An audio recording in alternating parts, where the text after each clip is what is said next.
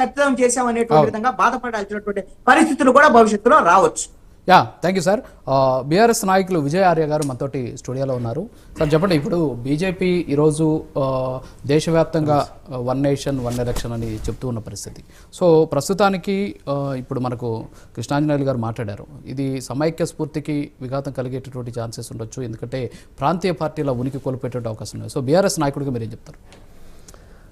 అంటే ప్రాంతీయ పార్టీలది జాతీయ పార్టీలది కాకుండా మొట్టమొదలుగా జమిలీ ఎన్నికలు ఏం కొత్త ఏం కాదు.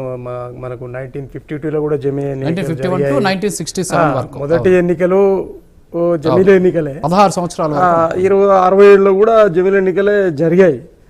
దాని తర్వాత ఏమైందంటే కాంగ్రెస్ నియంతృత్వ ధోరణి వల్ల మరి రాష్ట్రాల ప్రభుత్వాలను, ఆయా రాష్ట్రాల ప్రభుత్వాలను నచ్చని పార్టీల ప్రభుత్వాలను బర్తరఫ్ చేయడం మొదలుపెట్టింది. కాబట్టి జమిలీ ఎన్నికలు పక్కదారి పట్టినమాట వాస్తవం. అయితే ఈ సందర్భంగా ఏంది అని అంటే, జమిలీ ఎన్నికలు అనేది ఎంతవరకు వాస్తవంగా ప్రజోపయోగము దేశోపయోగము అనేది చాలా ముఖ్యం. అందులో భాగంగా మరి మా పార్టీ అయితే ఇప్పటి వరకు నిర్ణయం తీసుకోలేదు, కేసీఆర్ గారు మరి అలాగే మా అధిష్టానం. అయితే మొట్టమొదటిగా మనం ఆలోచించాల్సిన విషయం ఏంటంటే, జమిలీ ఎన్నికలు విషయం మళ్ళీ ఎందుకు మొదలైంది అనేది ప్రశ్న. భారతీయ జనతా పార్టీ ఎన్డీఏ కూటమిలో ఉన్నటువంటి కొన్ని పార్టీలే మరి దానికి సపోర్ట్ చేయట్లేదు, అందరూ చేయట్లేదు. అది మనకు ప్రస్ఫుట పడతా ఉన్నది.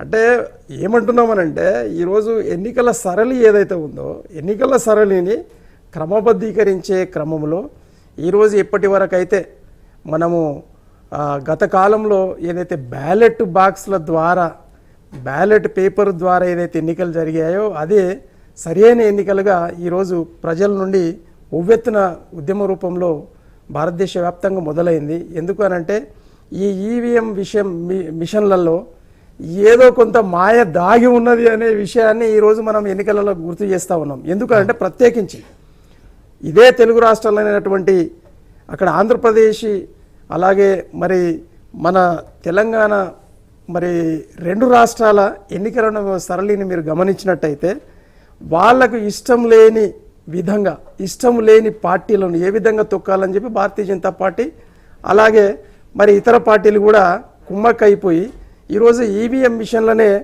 దాదాపుగా మరి మాయ చేసి, మసిబూసి మారేడుగా చేసి ఈరోజు తనకు నచ్చని పార్టీలను తుదముట్టించే కార్యక్రమంలో భారతీయ జనతా పార్టీ ఉన్నది. అంటే ఇక్కడ భారతీయ జనతా పార్టీకి ఎన్నికల ద్వారా లబ్ధి పొందేటటువంటి అవకాశం 2029 వరకు ఎట్టి పరిస్థితుల్లో లేదు అనేటువంటి వాదన ఇందాక మనం విన్నాం. సో ఇప్పుడు అధికారం కావాల్సింది రాష్ట్రాల్లో కోల్పోయినటువంటి తెలంగాణలో అయితే బీఆర్ఎస్, అలాగే ఏపీలో అయితే వైఎస్ఆర్ కాంగ్రెస్ పార్టీ లాంటి. సో మీరు ఒక బీఆర్ఎస్ నాయకుడిగా సో దీనికి అంగీకరిస్తారా? లేదండి, జమిలీ ఎన్నికల వల్ల నష్టాలు ఉన్నాయి, లాభాలు ఉన్నాయి. అయితే నష్టం ఎంత లాభం ఎంత అనేది ప్రజల పక్షాన అన్ని పార్టీలు ఆలోచిస్తాయి అనేది శూన్యమండి. ఈ వాస్తవాన్ని మనం ప్రజలకు తెలియజేయాల్సిన అవసరం ఉంది. అంటే ఏ పార్టీకి, ఆయా పార్టీలు, మా పార్టీ కూడా కావచ్చు, మా పార్టీకి ఎంత లాభం అవుతుంది అనేది ఆలోచన చేస్తాం. కానీ ప్రజల పక్షాన తెలంగాణ వాదులుగా తెలంగాణ ప్రజలకు మేలు జరుగుతుందా లేదా అనే ఆలోచన, ఆ కోణంలోనే ఆలోచన చేస్తాము. కానీ మరి ఎంతవరకు మేలు చేస్తుంది అని అంటే, మరి ఆయా పార్టీల అధిష్టానాలకు వాళ్ళకి మేలు జరుగుతుందా లేదా అనే ఆలోచన విధానంతో వాళ్ళు అనుమతిస్తారే తప్పిస్తే వాళ్ళు అడగందాడు పోయి సంతకం పెట్టరు కదా. ఇది కదా వాస్తవం. అన్నప్పుడు భారతీయ జనతా పార్టీ కూడా లోపల ఈరోజు భారతీయ జనతా పార్టీ అంటే ఆర్ఎస్ఎస్ సపరేట్ అయిపోయింది, భారతీయ జనతా పార్టీ సపరేట్ అయిపోయింది.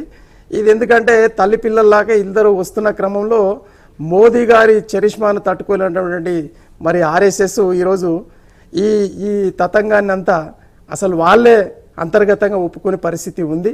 అయినా కూడా జబర్దస్తిగా ఈరోజు భారతీయ జనతా పార్టీ ప్రవేశపెట్టింది బిల్లు. మరి అది ఎంతవరకు నిలబడుతుంది అనేది మరి ఇప్పుడు 90 రోజుల ఏదైతే ఉంటుందో దాని కమిటీ ఉంటుంది. మరి దానికి ఏదైతే ఎంపీల సంఖ్య మేరకు దాంట్లో కమిటీలో సభ్యత్వం ఇస్తారు, హోదా ఇస్తారు. అదంతా మొత్తం మరి అందరి అభిప్రాయ సేకరణ జరిగిన తర్వాతనే కదా ఇది జరిగేదంతా. సో అభిప్రాయ సేకరణ చేయడంలో తప్పు పట్టట్లేదు మేము. కానీ ఎంత మేరకు అంటే ఇక్కడ ప్రాబ్లం ఈజ్, పోయిన ఎలక్షన్లో 400 పైచిలకు 400 పార్ అనే సంకల్పంతో భారతీయ జనతా పార్టీ ఎన్నికల్లోకి వచ్చింది.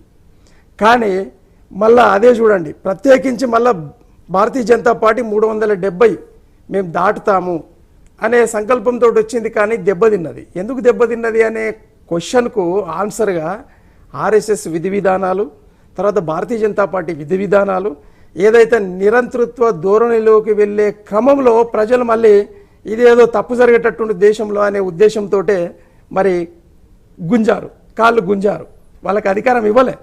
అయితే ఈరోజు 240 కాడికి వాళ్ళు స్టాగ్నెట్ అయ్యిండ్రు. మరి అట్లనే కాంగ్రెస్ కూడా బుద్ధి చెప్పారు. ఎట్లా అంటే ఈరోజు 49 మంది ఉన్నటువంటిది ఈరోజు 99కి చేరింది. మళ్ళీ మొన్న లాస్ట్లో ఒక ఇండిపెండెంట్ కాంగ్రెస్ సంబంధించిన ఆయన కలవడం వల్ల ఈరోజు 100కి చేరింది.